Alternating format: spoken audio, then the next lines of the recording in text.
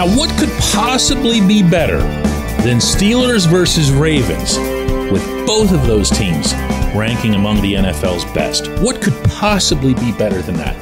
I'm going to give it a shot. I'm going to get greedy. Good morning to you. Good Friday morning. I'm Dejan Kovacevic of DK Pittsburgh Sports. This is Daily Shot of Steelers. It comes your way bright and early every weekday. If you're into hockey and or baseball, I also offer daily shots of Penguins and Pirates in the same place that you found this.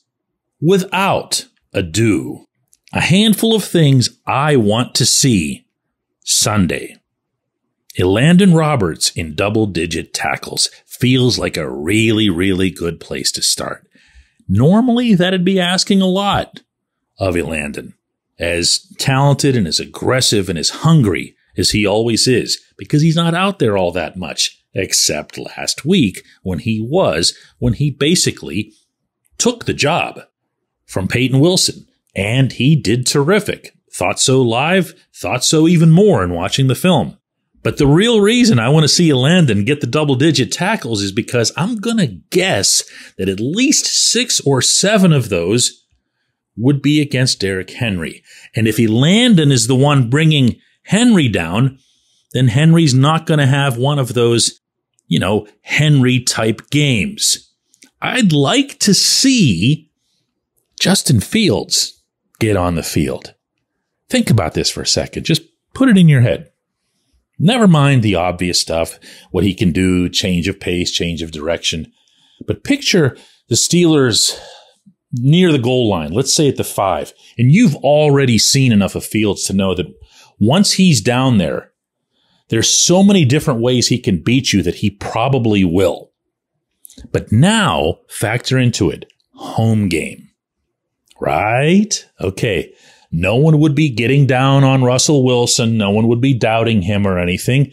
So the cheer, the roar actually, that would accompany Fields coming on would be like a real wow moment. And given that Mike Tomlin believes in and feeds off the crowd effect as much as any coach or manager I've ever covered, you would think that he would welcome this effect. Now, the crowd would have to be an intelligent NFL crowd, the kind you would expect in Pittsburgh, and not make a ton of noise when they're at the line. But the impact is all the same. And getting Fields out there and reminding him that he was a big part of this team being where it is, and getting everyone involved, that's been part of this general vibe of this team, right down to the long snappers and everybody involved on special teams. I would like to see Mike Williams make one big catch. Now, I feel like asking for more is, in fact, getting excessively greedy. But there has to be an answer for the moonballs coming down into the hands of people who know how to navigate them. And it can't just be George Pickens. I would like to see, and hear me out on this, no sacks, 0 for TJ Watt. Why? Well, a couple of reasons. One, it doesn't matter if he's getting sacks, if he's containing Lamar Jackson. That's his job. That's what he does. That's what the outside linebackers, the edge rushers, do for the Steelers and have done for a long time when they're facing really mobile quarterbacks. I'd also like to see the people who go, "Where's TJ? When's TJ going to show up? TJ, the invisible man." This dude is still a DPOY candidate, even though he's had a couple of quiet performances statistically. And I really like to be able to separate the people who don't get it from the ones who do. I would like to see, finally, on a Sunday afternoon in my lifelong city, I'd like to see the place burst. It's a 1 o'clock kickoff, old school. You don't need to have it at night. You don't need to have it on national TV. You just need to have it happening. And you need to have it happening in Pittsburgh, Pennsylvania. And you need to have it happening in front of the kind of crowd that I'm expecting. If you're not aware of the general makeup of the Steelers season ticket base, half of everyone who has a season ticket to Acrisure Stadium doesn't live anywhere near Pittsburgh. I'm not talking about suburbs. I'm not talking about West Virginia, Ohio. I'm talking about nowhere near our city. As such, a lot of those people will pick and choose which games they'll come to instead of just dumping their tickets off on StubHub. Well, this one, my friends, is the 100%er. This is the one everybody comes home for. This is the one that can't be replicated in any other road environment where everybody talks about how the nation invaded this stadium or that stadium. No, this is Pittsburgh. This is going to be a 100%er. It's going to be an atmosphere unlike anything we've seen, I think, in about 6 or 7 years. And that's just so cool, isn't it? When we come back, J1Q. Luxenberg, Garbett, Kelly & George is a personal injury law firm in Western Pennsylvania that represents injured people in automobile accidents, workers' compensation cases, and medical malpractice claims. The attorneys at Luxenberg, Garbett, Kelly & George pride themselves in doing what they say they're going to do. It's important to them that when they make you a promise, they keep that promise. And this law firm has been keeping promises for over 80 years.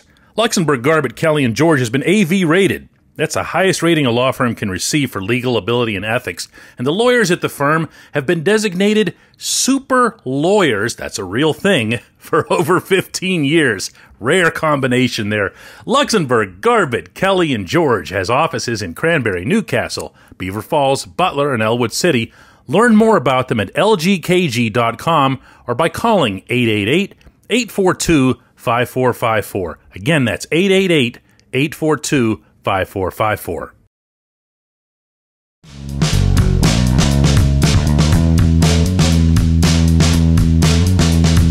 Today's J1Q comes from Scott, who says, DK, wouldn't it be the case that nobody would know better how to stop Derrick Henry than Arthur Smith? I'm sure that sounds good. And you know what?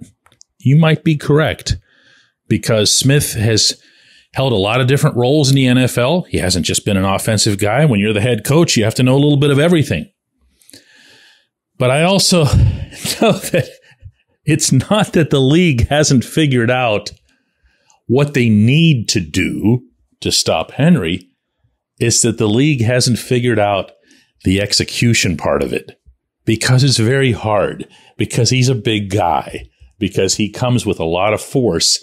And maybe most unfairly, once he breaks through that first line, which he does probably as well as anybody of this generation at his position, he's not Najee Harris. He can keep going, meaning all the way.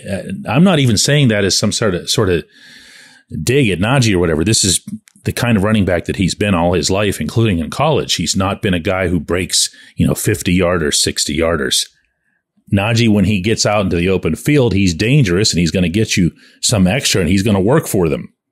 But he's not just going to sprint away from you.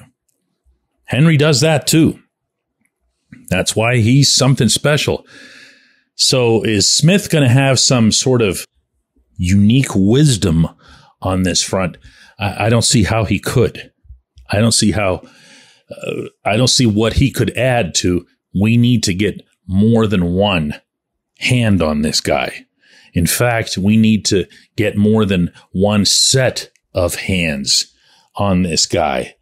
If anything, if you want to know the boring answer that I could give you here, what the Steelers really ought to do is look at the way the Bengals handled him. The Bengals were flying to the football. And in the Ravens' last game, the Monday Nighter.